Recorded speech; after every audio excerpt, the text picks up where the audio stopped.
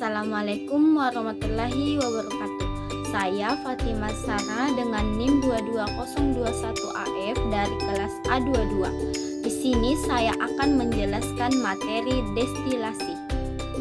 Apa itu destilasi? Destilasi atau penyulingan adalah metode pemisahan bahan kimia berdasarkan perbedaan kecepatan atau kemudahan menguap atau volatilitas bahan.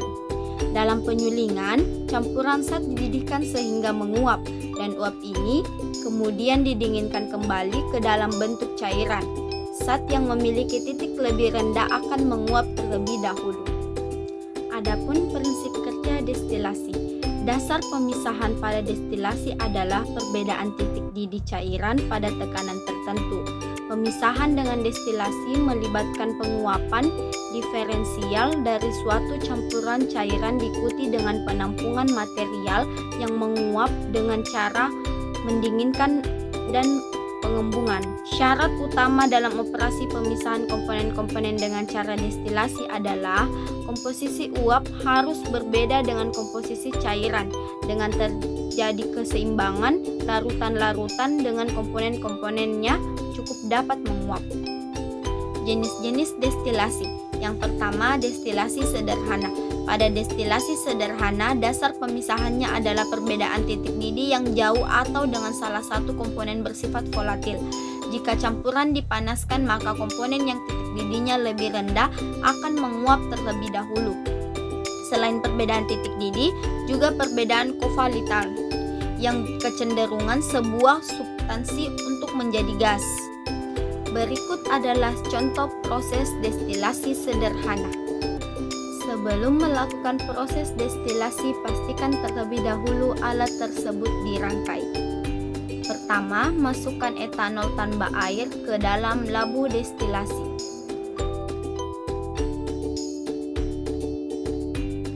Kemudian, pasang termometernya dan tabung kondensornya.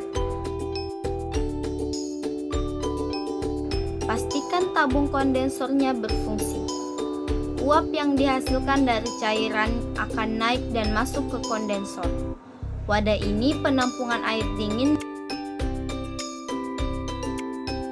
dan Erlenmeyer ini akan dijadikan tempat mendinginkan. Misalnya dengan mengalirkan air dingin di sekitarnya untuk mendorong kondensasi uap yang dikumpulkan. Setelah alat terangkai dengan baik dan benar, kemudian lakukan pemanasan. Nyalakan pemanas dan kondensornya.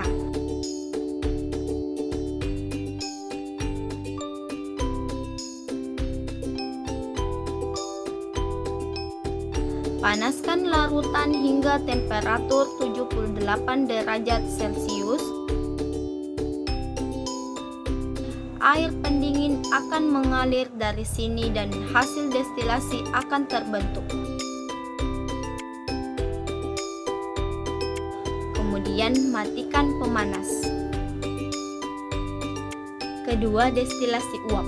Tipe khusus atau spesial dari sebuah destilasi untuk suatu bahan yang sensitif terhadap suhu seperti senyawa aromatik yang biasanya terdapat di dalam minyak atsiri. Destilasi uap ini dibuat karena terdapatnya masalah dan beberapa senyawa yang terkadang rusak atau molekul-molekulnya pecah saat pemanasan dengan suhu tinggi. Destilasi uap digunakan pada campuran senyawa-senyawa yang memiliki titik didih mencapai 200 derajat Celcius atau lebih. Destilasi uap dapat menguapkan senyawa-senyawa ini dengan suhu mendekat 100 derajat Celcius dalam tekanan atmosfer dengan menggunakan uap atau air mendidih. Ada beberapa tahapan proses destilasi adalah sebagai berikut. Yang pertama, evaporasi atau memindahkan pelarut sebagai uap dari cairan.